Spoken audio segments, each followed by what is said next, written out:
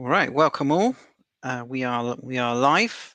So we're going to be watching another old edition of Crimewatch, but for this one, I've got a guest on with me. Would you I like kind of to snuck introduce in. yourself? Yeah, I snuck in the back door. He left it open. As There's ever. going to be a crime committed somewhere tonight. So yeah, I thought I'd jump on with him as soon as I give him a plug on the round table, which is Wednesday at 8 o'clock. Game Yep. for me. So Um, if you don't know Doom, he is from the channel 8 out of 10 Cats. That's cats with a Z at the end. yeah, they'll all know cats. Everyone knows cats. Yeah, everyone knows cats. Even my mum knows cats. Okay, I'll take your word on it. Scott, Okay. get your mind out of the gutter, Paul. So the format of the show, we're going to be watching an old edition of Crimewatch. This is from October 1984. And so we're going to be looking at the old cases. We'll be giving our thoughts on them. And when we're done, I will reveal whether the crime is solved, unsolved, or I don't know. So here is your trigger warning. Though we will make a lot of wisecrack remarks, no doubt, do remember that these are real crimes, real victims, and sometimes they can be quite horrific.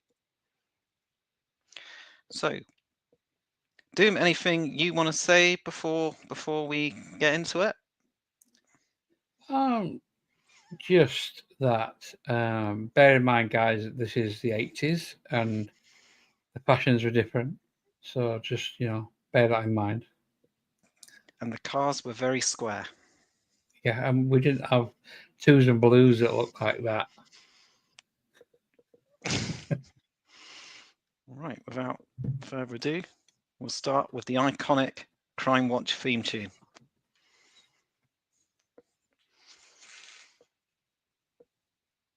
Do you like this theme tune, Doom? I personally can't hear it myself. You can't hear it? I can't hear it. I don't know if anybody else can. Okay. Hold on. Let me see if that's something on the settings there, because you can't hear it. Nobody can. The curse of the cats has come to your channel. Yeah, okay. All right. I think I know what I've done. Okay, hang on. It's not me, honest. Let me just stop presenting for a moment. You didn't share your sound, did you? Because that's something that Cats does wrong. Yeah, I think that's what it is. I think I've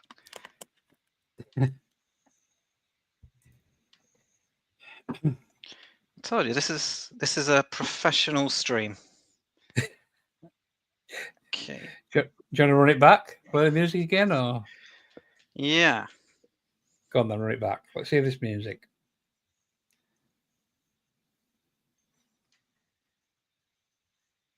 Do you hear that now? Loud and clear.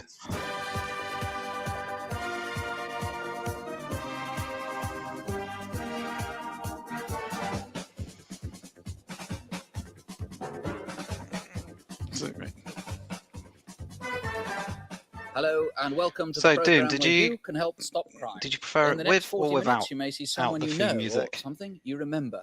You'll see crime. I loved it with the theme music. The clue. I was dancing to it. I always did, even when I was a kid. Your call as our police throughout the country. It was a This real is party the number, hit. but have a pencil and paper handy if you can.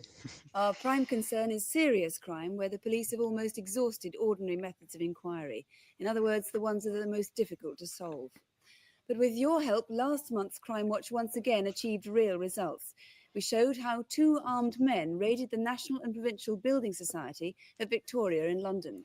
Wearing masks and brandishing guns, There you go. they In the demanded last money. episodes, But I said I unknown to them, couldn't two find cameras were anything. So recording now their every we know. move. that one of them was identified. After seeing those pictures, a viewer called in at a police station, and as a direct result of information given, one of those two men have been identified. Police are now continuing their inquiries to find the other man. Then there was the assault on a German tourist in the New Forest. Over 100 people rang in after Crimewatch, and acting on information given by an anonymous caller, the day after the programme, a man from London was arrested. He's since been charged with rape, with robbery and grievous bodily harm. Again, And he's last been episode remanded I in said I custody, awaiting couldn't committal find for any trial. confirmation what In happened Sussex, there. detectives are still working it their looks way like through that was new clues solved. from 130 viewers who called to help solve the murder of Gary Collins, a drugs dealer from Hastings. Remember, the police promised an amnesty to drugs And users who offered unfortunately, this one information, is and that still offer outstanding. holds. In Humberside, the police were looking for the killer of 9-year-old Christopher Laverack. They had 200 calls to follow up after the programme, but so far I'm afraid there's nothing we can tell you yet. We will, though, That let you one know was what solved, happens. but not until Avon and 2016, Somerset I police think. had been anxious to hear again from an anonymous caller who thought that a man with a swallow tattoo on his face was responsible for a murder in Bath in 1978. After our appeal, the caller once again made contact and agreed to meet the investigating officers. As a result of that meeting, the police require no more information about the tattoo. Thank you if you called in. In fact, police have now reopened a file on a suspect they'd interviewed earlier in the inquiry. Once again, we'll keep you posted. And finally, the Manchester bogeyman. You might remember we showed this Crimewatch video fit of a man That's who's Graham Souness. various It is officials Graham and Souness, stealing isn't from it? people's homes. We had over 200 callers, and one perceptive viewer came up with a new clue that's led police to want to trace a man in particular. They don't know what name he's using now, but these keys belong to him. They seem to be the sort of keys you might use in a small hotel or a boarding house. So please call us if you recognise them. 01 811 8055. The key. So, do you think Graham Souness will ever have to pay for his crimes? No, well, he's obviously the master of disguise. He wears his hair a bit shorter now, which has fooled everybody. They're just never going to catch him. Slippery, very slippery guy. That's true enough. By the way, is a small brass disc with the number 10 and the letter A. Now, for Can't this be that month's many hotels in reconstructions. Manchester. We start with a crime that made the headlines a year ago, but which is still unsolved. It's the murder of a wealthy London celebrity. So, if you were watching the 8 out of 10 Cats stream this week, we did give a quick preview on this one. And So, we'd ask you. someone gave it away, didn't they? Someone did. But if by chance you weren't watching, and why weren't you? Exactly. Yeah, you get to have a guess whether you think this is a solved or an unsolved. Solicitor Janice Weston. There appears to be no motive for the killing. She had no known enemies. There were no sexual assault, no robbery. She was battered to death in a lay-by on the A1 last September. The case is baffling, but there's a wealth of clues to follow up, and detectives here tonight are convinced that if you watch this reconstruction carefully, someone will be able to provide them with at least one of the missing links.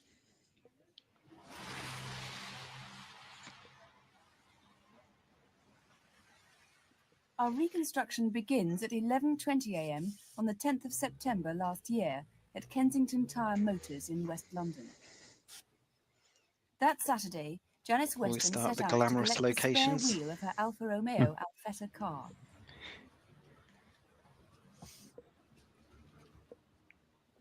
This wheel was to Yeah, it's become the got vital Kensington. It's missing link amazing in the how search for often her it comes murderer. up. Janice was seen shopping near her home at Holland Park at around midday. She was a solicitor and had told friends she'd be completing work for a client and staying in not a London over the solicitor. weekend. Yeah. Lowest of the low, them. Solicitors are just the worst, aren't they, Doom? Janice had Absolutely. been married for just 15 months to property developer Tony Weston. Together, they'd bought this country house in Clopton near Northampton, which they were converting into luxury apartments. That must look a little pokey to you, This Doom. particular weekend, with her husband away in France on business, Don't you Janice start. pulled into the office at Lincoln's Inn. The exact time isn't known, but it was sometime on Saturday afternoon. Janice was a partner in the firm Charles Russell and Company, and at 36 was at the peak of her professional career. She was successful, popular, and led a busy social life. She'd gained a reputation as an international I wonder expert what on that's like. company law, and was also completing a book on a specialist interest of hers, computer data protection.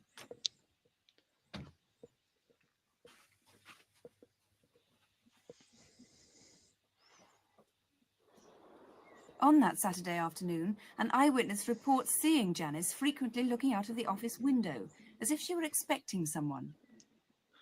Which means someone was constantly looking in that window as well. Hello, Charles Russell. I'm afraid he's not. Can I help you? Police know that she was still in the office at 4:45 p.m. because she took a phone call for a colleague. That's unusual. What's a call on a Piecing Saturday? together the evidence, police Another believe time she was still at office, because now they go home about 4. police flat in Addison Avenue, West London, and made herself a meal. But then, contrary to what she'd said to friends about staying in London that weekend, she evidently decided to leave. Maybe she was playing away. She gathered together the remnants of her meal, which included a partly drunk bottle of wine and a half-eaten loaf of bread, and with an overnight bag and a purse containing 37. What an awful lunch. Set off. Doesn't Yet doesn't strangely, sound she very left behind her appetizing. But handbag. this would have been what, It 5, contained her checkbook 6. and all her credit cards. So it's not even a But lunch; she did it's a take with dinner. her the keys to the country house in Clopton. It was unusual for her to set off for the manor house alone, if indeed she did set off alone. And it would have been very uncomfortable there with the renovations in progress.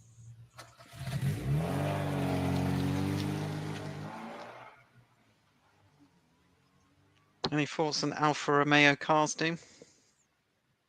Driving north Not really into Italian cars, to be fair. Saturday night, No? the traffic was heavy.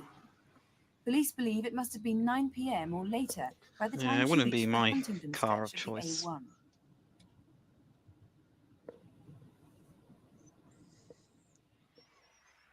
Just north of Huntingdon, only 16 miles from her country home, she pulled into a lay-by.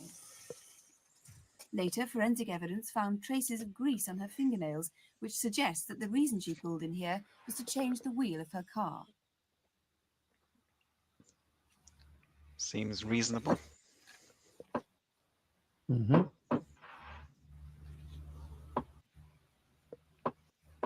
But Although she Janice changed the Weston wheel of the wasn't car alone. that she had just gotten from the garage that Police still that don't morning. know whether her killer followed her into that lay-by or had been in the car with her.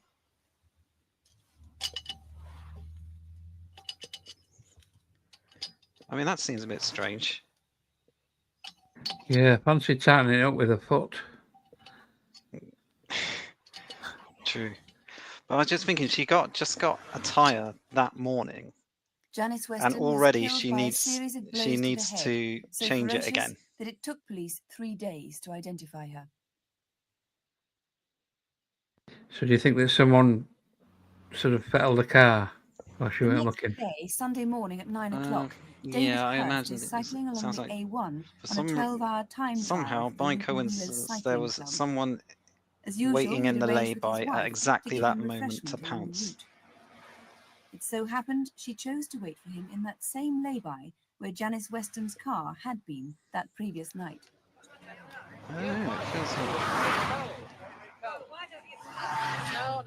It just feels like a lot of coincidence going on. That's crime for you. Yeah. And they're always missing one shoe. One shoe. At almost the same time, just 23 miles away at Royston, a man called into CB Car's garage with an apparently straightforward request. No, I'm sorry, we don't, but they do in the store. He made his way to Auto Spares, where his purchase was to become one of the most mysterious aspects of the whole case. Do you do number plates? Yes. Oh.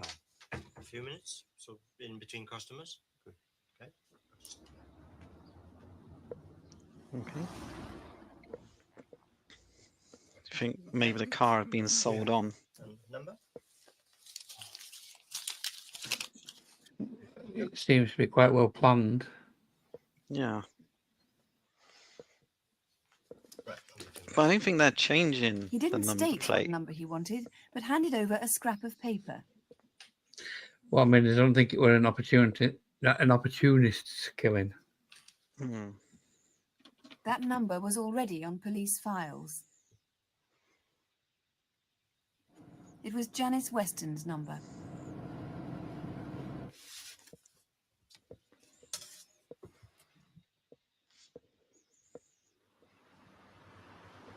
Redhill Street in Camden, northwest London. 4 days after Janice Weston's death, her Alfa Romeo Alfetta car was found abandoned on a parking meter. Inside, police found the keys to her London flat and to the country home.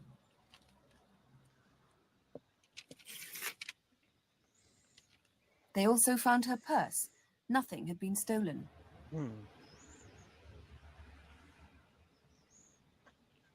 Maybe whoever stole it just didn't find it. But when they opened the boot of the car, the spare wheel was missing. The tyre that she'd collected that Saturday morning had now been put on the rear near side of the car. But the other wheel was gone and Just has the never bit. been traced. It just seems such coincidental timing on that. Well, heading the investigation is Detective Chief Superintendent Len Bradley.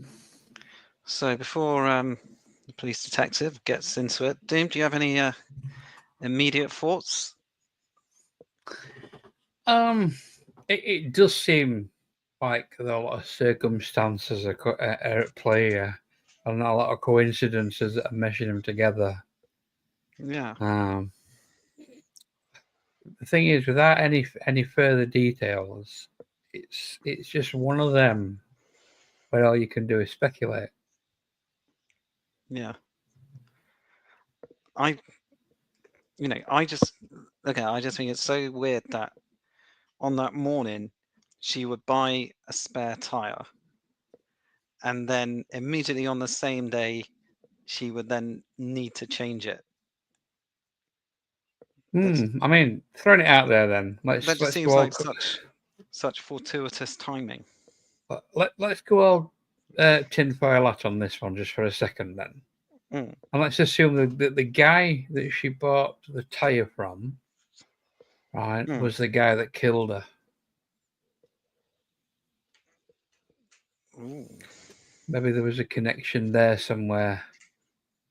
But maybe he gave her a dodgy tire. Yeah. Maybe he facilitated the need to change the tire. If he was in the business, he would probably know how long it would last before it would probably deflate. I mean, yeah, that's true. You could look at it from all sorts of different angles, but the thing is, it's like I say, it's just always going to be pure speculation without anything concrete to back it up. Okay. All right. Well, let's get to hear what the police deck has to say. The police. There are many strange aspects about this case. Have you any idea what the motive might have been for the murder? Well, certainly I think I can rule out robbery and sexual attack. The other theory, one theory we have, possibly Janice was accompanied along that road.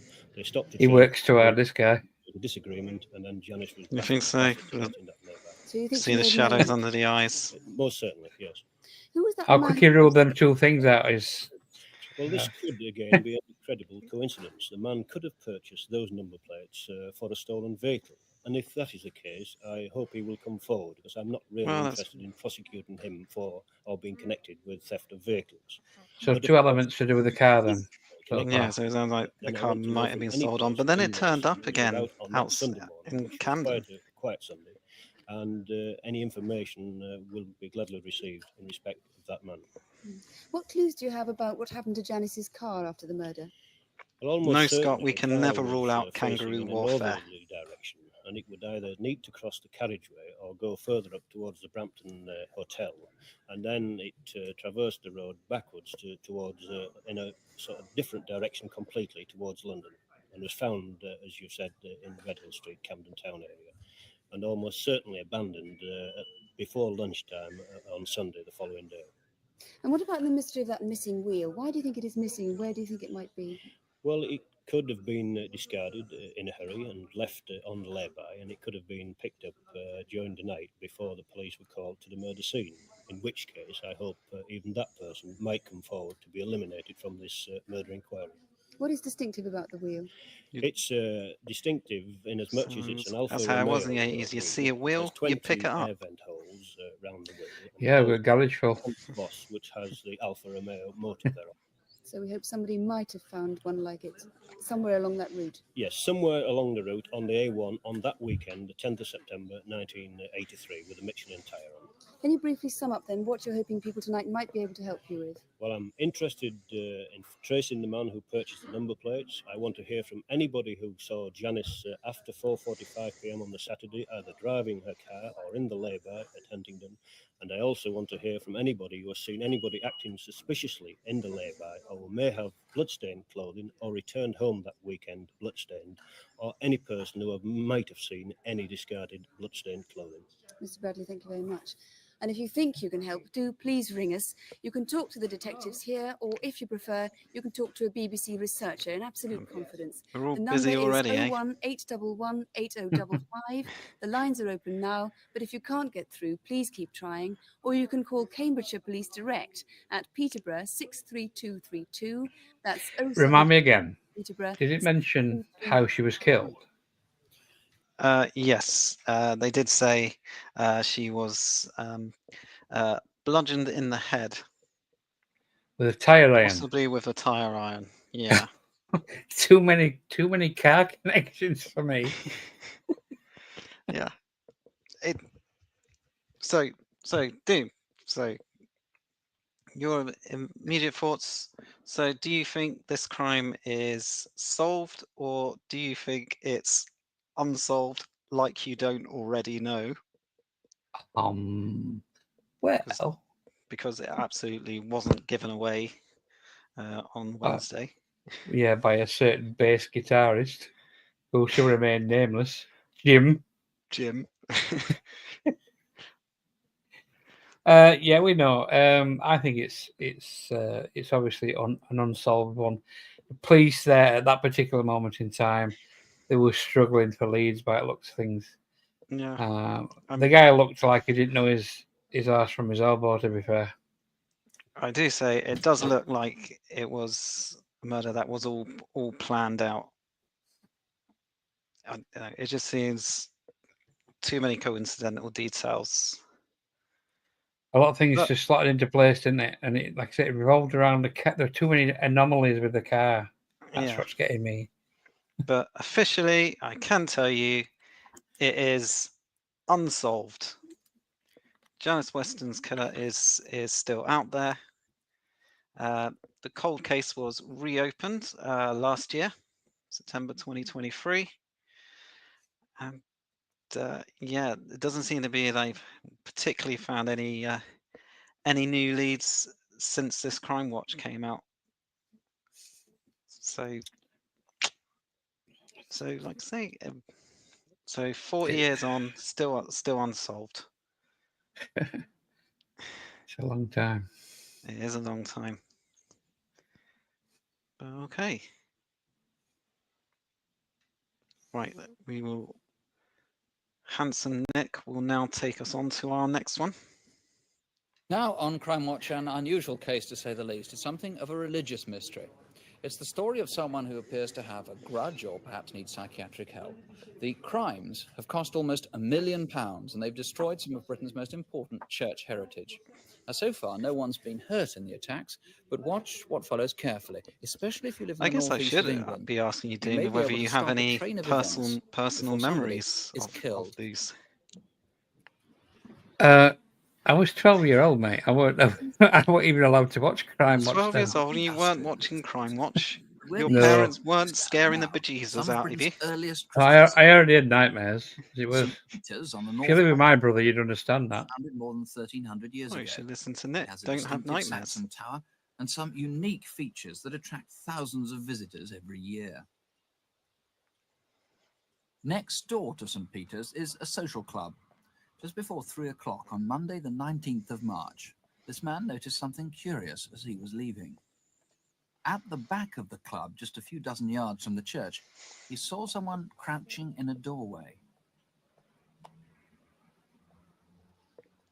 He looked round and remembers noticing the man transferring something from white bags into a holdall. So he was curious, but not curious Across the enough way to say are some anything. council flats, and just a few minutes later, from a window there, one resident saw what may well have been the same man. She noticed someone crossing the road and going into St. Peter's churchyard. She remembered him as being particularly well dressed. There's still time yet, cats. The Reverend Yeah, Martin didn't they Turner, bring the it back vicar on of St. Channel Peter's, 5? was in his study at about that time. I He don't was at know. his desk when a buzzer went off, telling him that someone was entering the church. In fact, he caught a glimpse of someone carrying a purpley brown bag. He went back to his work, but less than 10 minutes later, he was forced to make an urgent phone call.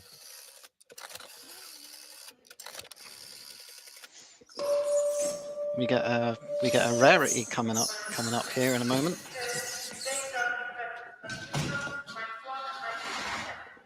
Okay.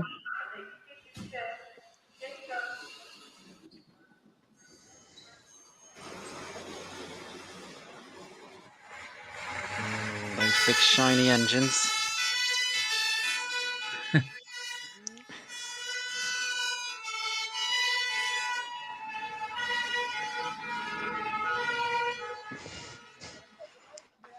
Here we The go. fire at Real St. news Peter's was footage threatening the whole church.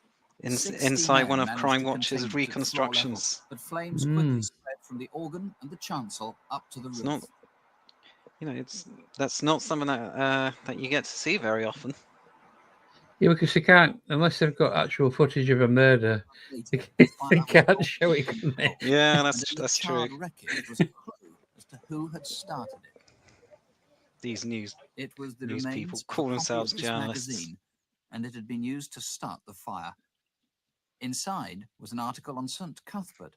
The fire had been Yeah, I think I'd set fire to that as well, actually. and on the eve of St. Cuthbert's feast Yeah, day. just because you don't want anyone to know you read caravan magazines.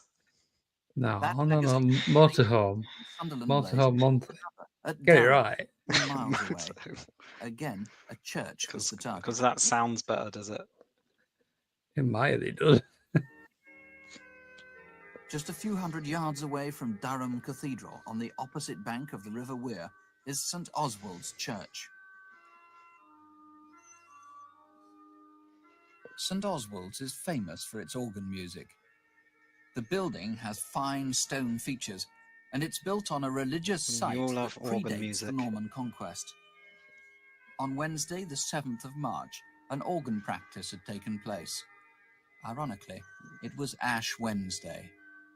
So, Doom, have you ever been inside a church, or do you immediately What are you set on insinuating? fire? I've been inside a church. Have you How ever been dare inside? you. 4 I was o'clock, just the asking. Have you ever emergency been call was inside a taken church, at the or do headquarters you of Durham immediately Fire set on Brigade. fire if you go near one? I'm It's not a perfectly Satan. innocent Fire question. at St. Oswald's had been started near the church organ, and dozens of firemen worked to stop it destroying the entire building.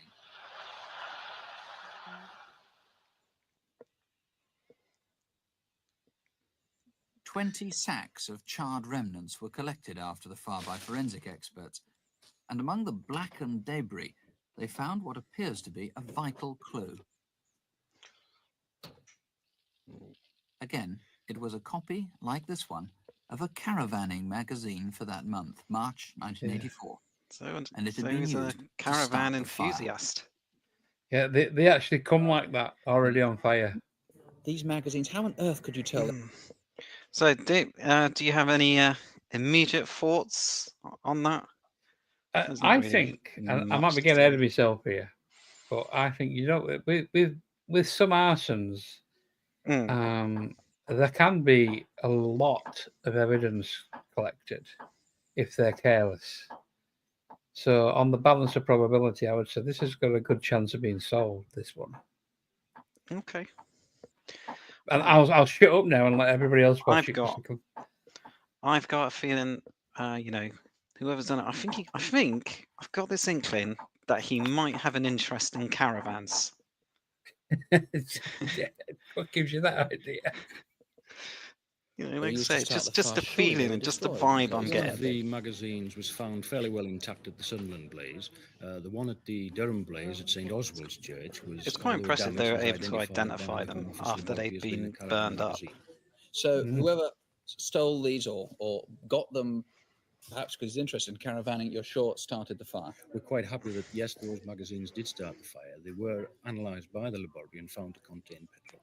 Now, what about this extraordinary collection you've brought of gas canisters? What's their relevance? There's quite an array of gas cylinders there, canisters, and they are used for. Yeah, you see, this is just to show possible ways of starting a fire, really, isn't it? And some of the larger ones are used for home welding. Now, what relation do these have to the fire? Were they used in starting them? Yes, we found some of them fairly well intact at the Sunderland blaze, and the laboratory again analysed some of the debris from the fire at St Oswald's, and we're able to say that that is a fairly good example of some of the canisters that we used at that blaze. I think the vicar were welding the lead back on his roof. New Bishop of Durham, could that have been associated with this? I don't think there's any connection at all with that controversy. Obviously, the fact that there was an article in one of the magazines relating to St. Cuthbert, the chapel at the St. Peter's Church was in the fire was in St. Cuthbert's chapel, and the link between Durham and St. Oswald's, perhaps there may be some tenuous religious link, but certainly not with the bishop. So you're looking for anyone who was in or near either church. This is March the 7th in Durham, March the 19th in Sunderland. Anybody who uses or is known to use large numbers of different sorts of gas canisters, ranging from camping gas to oxygen. Anybody who might be interested in these magazines and a combination of the lot. Yes, that may subscribe to both of them, and certainly if they've got a lot of canisters, it would be unusual for them to have quite so many. Mr. Meek, thank you very much. Just need to look on the subscription list. If you can help in any way, here's the number: 01811. Yeah. Okay. Only be a few in that list. So you said it's solved or unsolved? I would say on balance, I'd say this has got a good chance of being solved. Okay. All right. Before I do that, I do want to just bring up one thing, because in their little amble there, they did mention about the new Bishop of Durham being quite a controversial figure. So I did look up who the Bishop of Durham was at that time. It's this chap, Bishop David Jenkins. And the reason he was controversial is he's a fire eater in his spare time. No, it's because he didn't believe in the virgin birth, and he didn't believe Jesus was resurrected. I think you're just ever so slightly in the wrong job. Yeah, it makes him a great choice to be. I think he's an Anglican. To be a suspect. Should be a suspect, really, shouldn't he? Yeah. So in chat, then, before he spoils it and tells us what happened, whoever's left in chat, can you put whether you think it's solved or unsolved? Okay, let's see.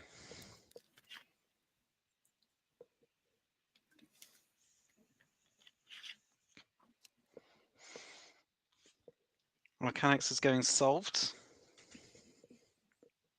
I don't know who's left in chat. So I don't know who's left in chat. But I won't mess around. Yeah, it's unsolved. Is it unsolved? They never caught the arsonist. But one thing I did find out from looking into it, I found this on a Facebook group where a woman put up that at one time the police thought it might have been carried out by a a husband who had just broken up with his wife, a newly married couple who had just split up, and they think the husband may have been responsible. So I just think in cases like arson, sometimes you can get a lot of evidence, but thinking back, it was 1984. They can't do the same tests that they can do these days. So that's true. Technology has moved on, but yeah. So I just wanted to share that tidbit as to what the police were thinking at one time. So I say, maybe people don't believe me, but I do try and research every case that comes up on Crimewatch. I believe you, mate. Yeah, it's just some are easier to find than others. 8055, or you can ring Durham and Northumbria Police directly. The number there is Sunderland 76155. That's 0783 76155. And now the Crimewatch Incident Desk, where we invite the police to appeal to you directly. Here are Detective The Constable Incident Helen Desk. Phelps and Chief Inspector David Hatcher. We've 3 cases for you tonight. First, a crime which happened it's only late at 3. night near a London Underground station in April this year. The murder of 45-year-old senior customs excise man Anthony Littler. With the help of a lookalike, we've reconstructed in daylight the events leading up to the crime. On Monday, the 30th of April, Anthony Littler caught the Bank Line tube from London Bridge and arrived at East Finchley Station at 16 minutes past midnight. Yeah. He was recognised The by the extra station they've foreman used who here passed the ticket does barrier. look disturbingly Leaving like the my station, he dad. crossed the road and set off home down this alleyway. My actual dad, not Timmy Just Mallet. 6 minutes later, the He emergency is your actual dad. call from someone who wouldn't give his name. He Said a is your man actual had been dad. badly injured and was lying in a pool of blood. Coming in such a short space of time, the call could only have been made from one of 2 phone boxes.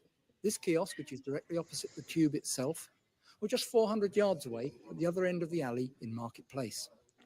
Did you see anyone making a call at that time, 22 minutes past midnight, on that Monday evening, April the 30th? We'd also like the other passengers on that train to come forward. In particular, I can tell you something about this. about 6 foot tall. Oh, you We'd can. also like to hear from anyone who drank with Anthony in pubs in the East Finchley area. And of course, all calls will be treated in the strictest confidence. I don't see how that would be It's now helpful. Asking for people who drank with him. I don't see how that would help you solve the actual crime. But I don't know. Maybe there's something I don't know. I happen to know that he'd actually make 2 arrests in that case. Okay. Okay. Stole my thunder on that. I'm not gonna Sorry. You would have probably asked me anyway, wouldn't you? I was going to ask you, but yeah. So this episode's going to be a little bit shorter today. Sorry. So, as Doom has just told you, yes, there are 2 men who have been arrested for the murder. They were arrested in when was it? It's in May this year, I think. No, March this year. So I presume they're still awaiting trial. Our court backlogs being what they are. Yeah. Let's just say I had a hunch on this one. Okay. That's fair enough. So there you go. As Doom has already told you, yeah, there have been 2 arrests in this case.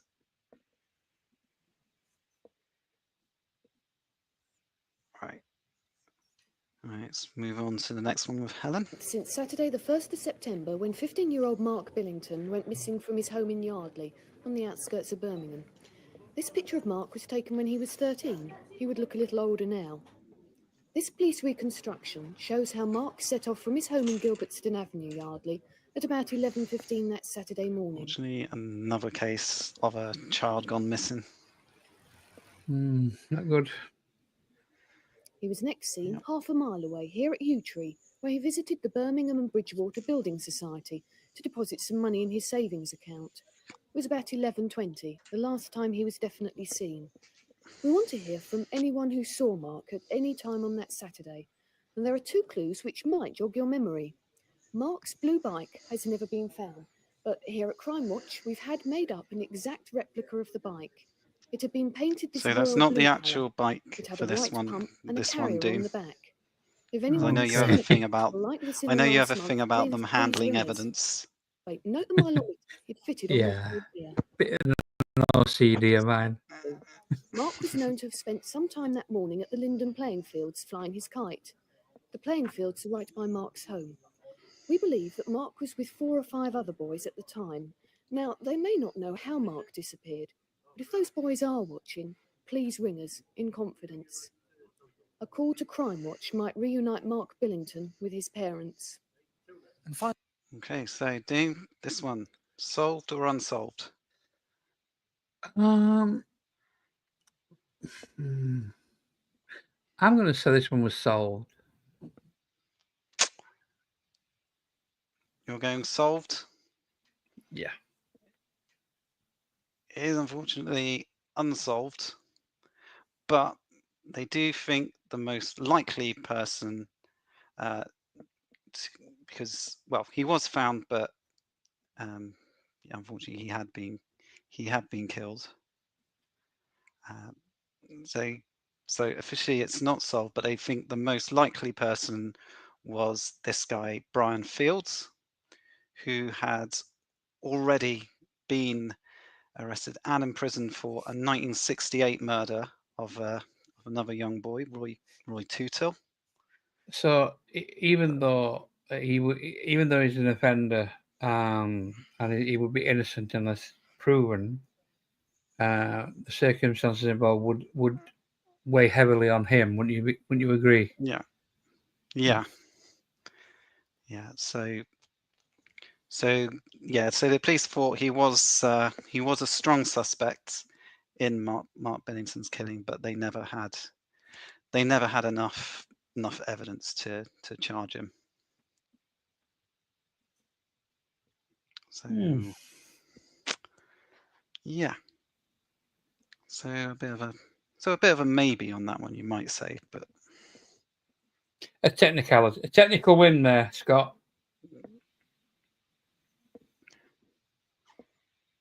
Yeah, like I say, so you might say they sort of know who did it, but they don't have evidence, so officially unsolved, I guess. And he was already in prison anyway, which is where he died. So yeah, again, you could. I mean, okay, you can't always go on assumptions when it comes to these things, but you could assume if there were no more schoolboy killings within the area in which he was predicating his trade, as it were.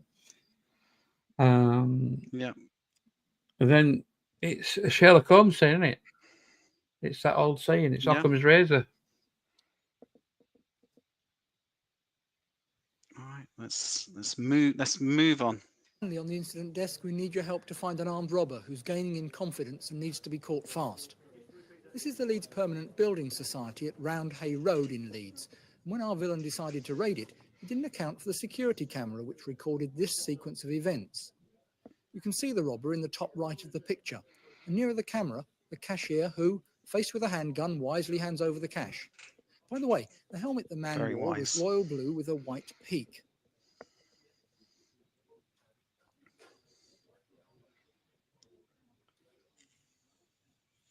"13 days later, he turned his attention to another branch of the Leeds Permanent, this time on Hare Hills Lane, less than a mile away in Leeds. It's not the best disguise. You can still see his face through the attack happened at about 2:45 p.m. and this time you can see clearly what we must assume is a real handgun.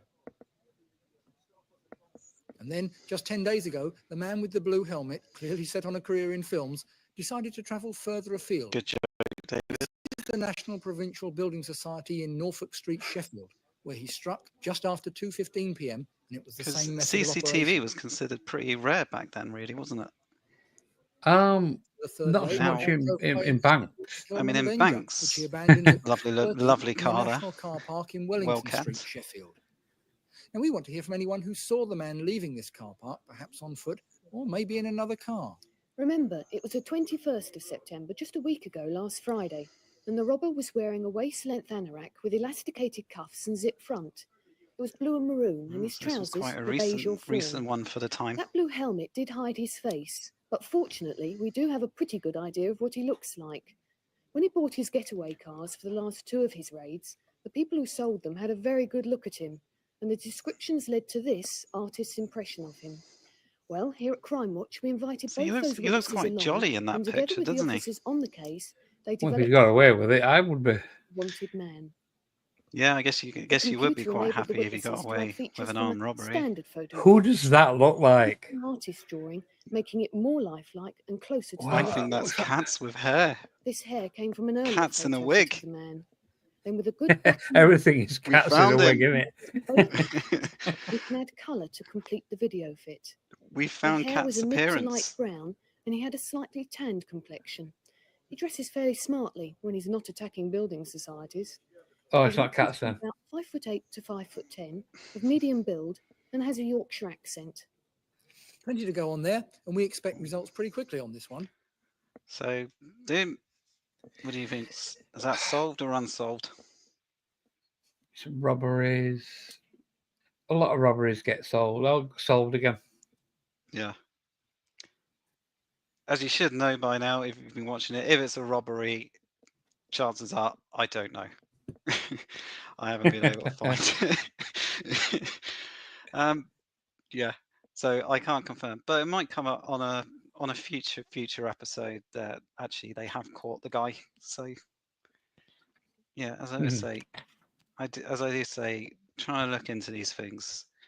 If you're trying to look for a murder, the information is always really easy to find. If you're trying to look for things like robberies, even arsonists, yeah, it's very, very hard to get any confirmation. Unless someone died whilst the robbery or arson was being committed. Yeah. So I'm afraid that was a bit of a trick one, I'm afraid, team. It's fine. I'm used to it. I kept me all back on Wednesday. That's true. You always do. And if you have any information on any of these cases, do call us here at the incident desk on Crimewatch UK. And the number, of course, is 01 811 8055. Well, now to a murder case that seems to show a sort of random violence that may well be unleashed again unless the man responsible is caught. In March this year, a minicab driver was ferociously stabbed to death. His body was found in the back of his own car near Heathrow Airport. And that was the second time a cab driver had been found dead in the same area and in similar circumstances. Heathrow is on the western tip of London, a city in its own right, alive 24 hours a day with travellers and airport workers. Scott, stop screen peeking. Months, in or near it, 2 men have died in separate and frenzied knife attacks. Stephen Sylvester was 39. He worked as a driver for Skyways minicabs at Kingsley Road near Hounslow East Tube Station, some 4 miles from the airport. It's a Wednesday night last November. Stephen usually worked overnight, and in the early hours of Thursday, the date November the 17th, he drove back to the office after taking a fare to nearby Feltham.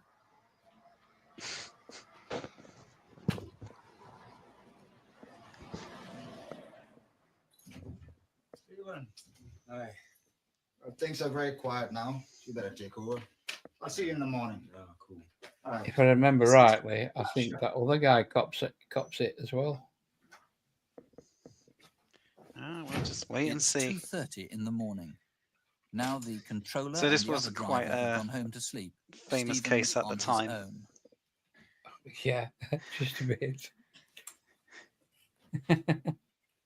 At some point between 2:30 and 3:30, Stephen must have left the office, presumably with another fare.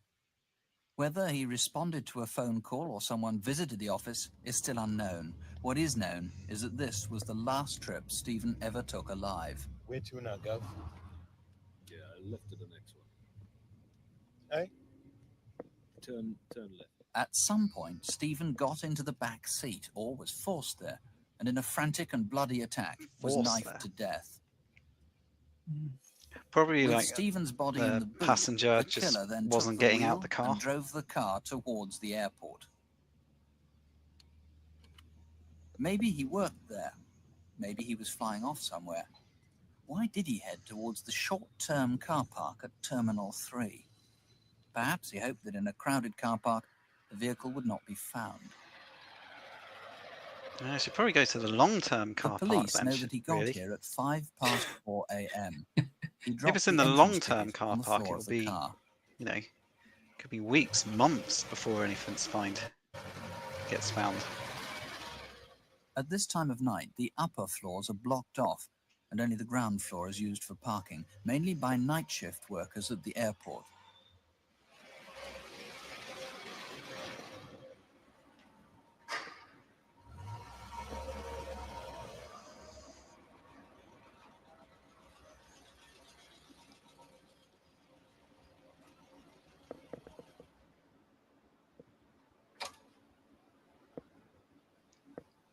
Whoever killed Stephen would have been heavily bloodstained. Someone must have seen him. How long do you think a car has to stay in a car park before someone really starts to notice it's been there a long time? Did he go to one of the toilets to wash off blood? Did he At this catch day a and age, train not very long. to lift back to London or elsewhere? Back then, I don't know. 4 days later, on Monday, November the 21st, police who'd been I looking just think for how many Stephen cars found go his in blood-stained and out. car abandoned in the car park Mm. and discovered the awful truth. Under Delta from 572, active message over. It seemed like a crazy but an isolated crime. Then, 6 months after the Heathrow murder, there was another killing in the same area. And it was like the first. The victim was a driver with Blue Star minicabs of Martindale Road near Hounslow West. Pardeep Sanger helped out his father-in-law, driving part-time on weekday evenings. The cars there weren't equipped with radios, so after each fare the driver had to return to base. It was Friday evening, the 30th of March this year, the day before the Grand National. Pardeep had already made about a dozen journeys that Obviously, night. mentioning the He Grand returned to the National office is. to wait for further calls. It seems a weird thing to say because Grand At National about takes their midnight, place a over man rang 200 from a call miles box away. not far away. But it's just to help people remember the sort of time it happened, I would guess. Traffic lights. Yeah. On the Great West Road. No, the next traffic lights. At about the same time, a tall soldier and 2 young girls called at the Blue Star office. They too were asking to be taken to Feltham. Because of inconsistencies in the minicab log sheets, the police don't know which call Pardeep responded to first, the soldier and 2 girls who wanted to go to Feltham, or the still untraced caller from the phone box at the Lambton Road junction. Well, if we assume it's the phone box guy, then surely it's the guy with the girls he responded Boom to Boom first. Wine Bar and the Heathrow Tandoori Curry House. It may be that someone who'd been eating or drinking in the area noticed the man waiting for a cab. They may even remember if Pardeep did pick him up.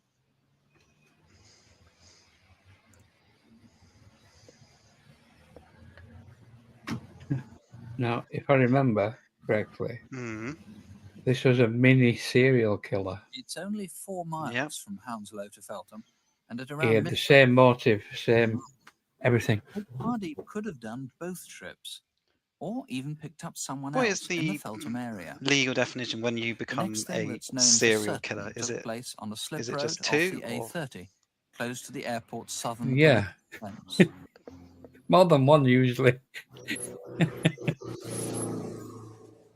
well? I think if is it 2, is that really serial? Well, yeah, because if you've got 2 batteries say and connect them together, they are connected in series, aren't they? That's the terminology. Killer tried So, to yeah, open the boot, but more than one is he was unable to take serially. the keys off the ignition. Okay, well, that does He make must sense. have walked away. Perhaps he hitchhiked. Scott The thinks time it's 3 or between more. 12:30 and 2 in the morning of Saturday, the 31st Google of March. don't know anything about that. It's rubbish. Even at that time of night, the Great Southwest Road is busy, especially with lorries. Someone must have noticed the car stranded there. Yeah, I don't trust Google. At 2 a.m., Pardeep was found slumped behind the passenger seat. He'd been frenziedly stabbed to death. Some credit cards were missing, along with a small amount of money. So the killer is possibly a Faith times, racist, that's quite possibly a robber, savage. apparently a psychopath. Detective Chief. So, didn't got any immediate thoughts? I know this case. Hmm. So say in my lifetime, I've had experience with this case, and I know there were another victim. So there were 3 victims in the end, There was 3 victims. and I don't think it got solved. I don't think they pinned anybody for it. Okay. Well, I'll just play on, and I know there is a bit coming up, Doom, that I know is going to make you a bit nervous. Superintendent. Oh, you've not got any pictures of cats naked, have you? Tell me that he's tall, but you won't No, tell me not why you think not he's that a tall. Oh, the pistol. evidence. Oh, you can talk about evidence, Yeah. aren't you? Knife freak as well. Yeah. Yes, that's so. This is Oh, Well, he's Commando very knife close to touching issued it during there. the last war. It was found in Sylvester's cab underneath the front passenger seat. We know it's not Sylvester's knife. It doesn't appear to be the murder weapon. But possibly dropped there or almost certainly put there by the murderer. Yes. Just Here, this is a random knife put there. USM-3 American Army trench knife issued to the American commandos. Found about 2¼ miles further along the A30, hidden behind. He the was depot very close, junction but I box, don't think he which actually satisfied touched it. This is the murder weapon in Hmm. Sanger. Sanger was carrying that evening a ceremonial knife because he's a Sikh or a Karpan. His particular knife is missing. This is one similar to it, but the one that's missing has a blue band around. So anyone who it as well. found a carpan like this, but with Oh a blue no! instead Now of the Nick's orange touching it. band, you want to hear from I them. know that is a copy, that one. Watch Yeah, the keys. top Yeah. watch keys. We'll let they're him off with that one. rear of Yeah. Sylvester's car in the car. So it might be worth if you give your reasoning why you get uncomfortable with Crimewatch presenters just handling evidence on I it. just think when cases are unsolved, right? I mean nowadays they can hold evidence for years and years sealed, in case especially if it's unsolved or if the trial isn't finished, if there are appeals, etc., etc., etc. Yeah. So they have to be kept in posterity, untouched, uncontaminated. Okay. Just to basically safeguard any conviction that might come from it. So Yeah. Okay. So if for some reason there was an unsolved case and they reopened it and they say they dusted it, is it a case that they might find Nick Ross's fingerprints on the murder weapon now? well, I mean, it would be a good cover story, wouldn't it? It could be, every murder and Crimewatch could have been Nick Ross, Yeah. and he's got an alibi. Yeah, that Nick Ross, something a little too perfect about him, isn't it? Yeah, you can never trust the Yeah, gingers. you can't trust him. Can't trust him. Cat thinks it's solved, even though everybody else has already said unsolved. But yeah, I don't know if they have any connection with this case. I'm just curious to know how they got there. Right. Now, you want, obviously, to find out who made the phone call to Pardeep Sanger. That was from the Lambton Road junction of the someone Great looking West for a Road. taxi. Yes. Anybody who made a phone call on that night, which was what, the 30th of March, wasn't it? Yes. And then there are the people that must have been in the vicinity at that time. This is where the car was abandoned on the South Perimeter Road of the airport. Yes. Well, we're happy now. The car was there about 1:45. It seems about the same time. There was a man in his 50s in a red tracksuit jogging. About 1:45, there was a man with bushy hair and a bushy beard exercising his dog. Neither of those Jim. people yet able to Yeah. find. And later on, Jim. So cats and Jim. a man was seen. They've standing both right been next naughty to the boys car. in this episode. A man in his late 30s, early 40s, wearing a two-piece grey suit with grey or sandy-coloured hair, and he was seen actually by the car That's about an hour. Scott's after going we with know it was Vanessa there. This is Paradise. Friday, the 30th of March, or it may Paradis. be the beginning of Saturday. Yes. Paradis.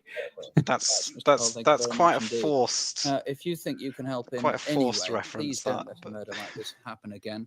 Looking for a tall Yeah, man. Joe the taxi. Yeah. The other clues you've heard. The number, if you know anything, 01811 8055. That's here at Crimewatch. Or you can call Heathrow Police Station direct. That's 01897 7373 01897 7373. And if you haven't. So yeah, let's wrap this one up. I think we all already know, but Doom, would you like to say whether this case is solved or unsolved? Oh, it's definitely not solved. Yeah, it's unsolved. Yeah, so 40 years, and from what we're reading, it doesn't look like they've really ever had many real leads on it. And it's one of these things where he seemingly stopped at 3 taxi drivers. So unless it was a hit job on them particular companies, yeah, it could be. Yeah, obviously they only mentioned the 2 in that report, but Yeah. there was actually 3 victims. It could have been a gangland thing back then. Could be racially motivated.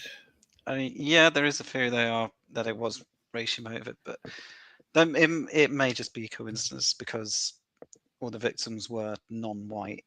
So it is a common denominator, though.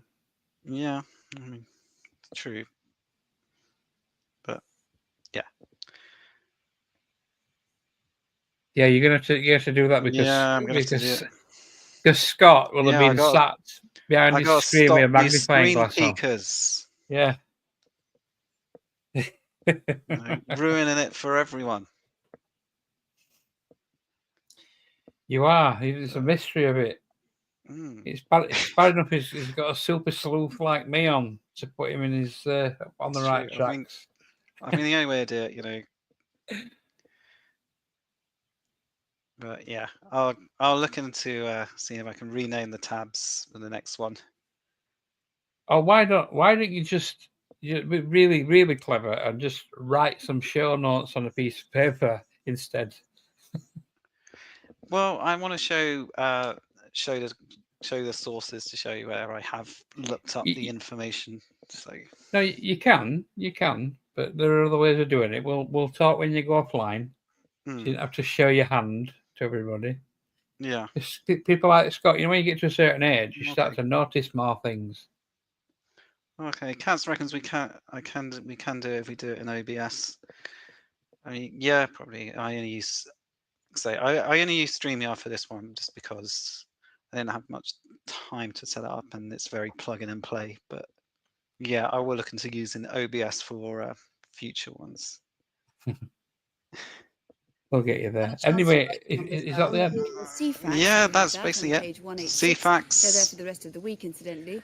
And if you That don't was, get the phone or you can't get through, drop us a line. Internet Here's the address: internet Crimewatch for, UK, BBC for old TV people. Centre, London W12. The main Did you ever number watch is the easy to football remember, scores on and we'll be here all CFAX? evening. Please ring if All the time, and the horse racing results from. If I don't want to kill you. I love horse racing. What develops in an hour and a half from now? That's on Crimewatch UK update here I'm on just BBC gonna let One. Nick about play himself 25 out to here. 12, directly after Film 84. Now, if you can't stay up till then, I know we say this every month, but it is important. Please don't have nightmares. You bastard! Sorry. Last week. And That were a trick. He used to trigger me back then. Facts are that statistically you're likely to be the victim of a robbery with violence once in 500 years, which means, thankfully, the sort of crimes for which we've asked your help That tonight seems a weird are way very of rare expressing it, indeed. doesn't it? maybe you can help make them You're rarer only likely still. to be We'll a waiting victim for your of call. robbery once in 500 years. Yeah, it's because he knows how far long it's going to take him to get around everybody. That's true.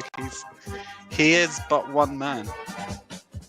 Correct. He's only got limited resources. You only steal one car at a time. Yeah. You know, maybe you can enlist Sue as an accomplice.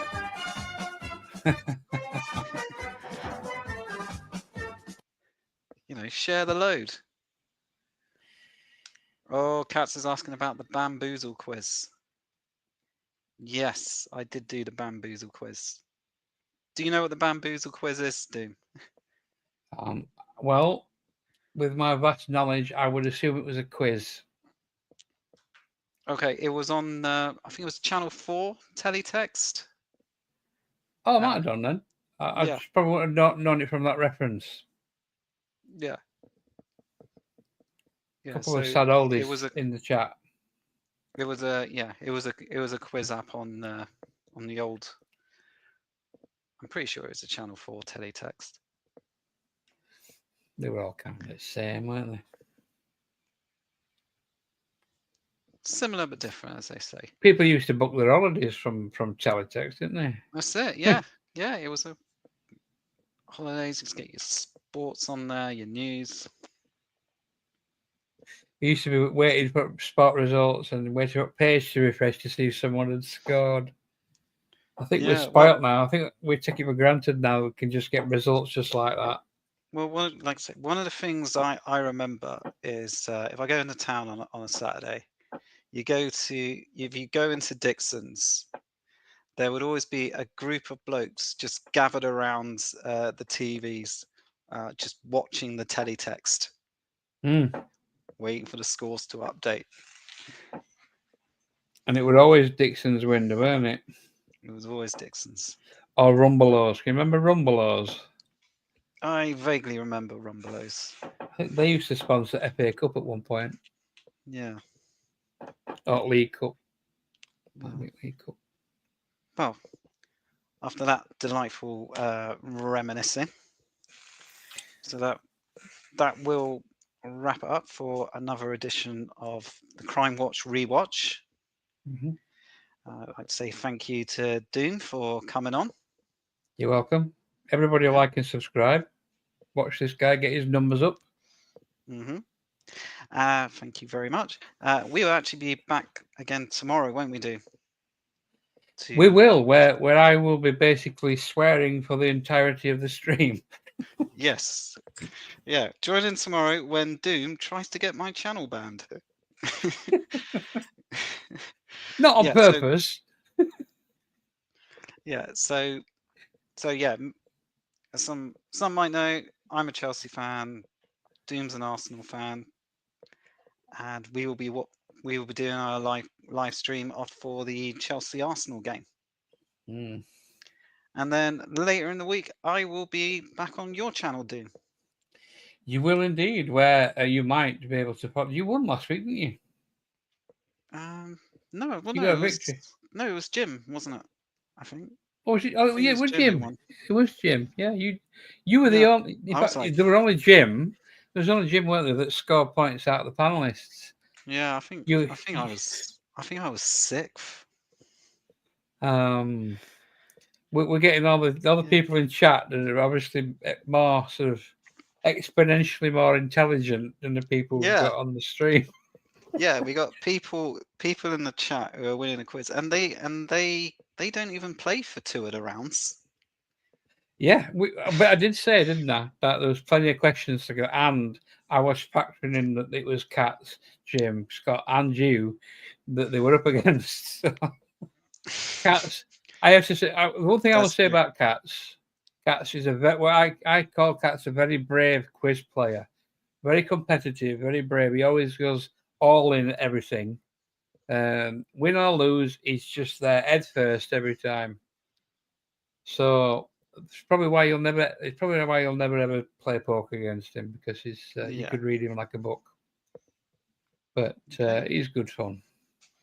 All right, so that'll do us for now, and that's what's coming up. All to say is goodbye from me, and don't have nightmares. It's good night from him as well. Okay.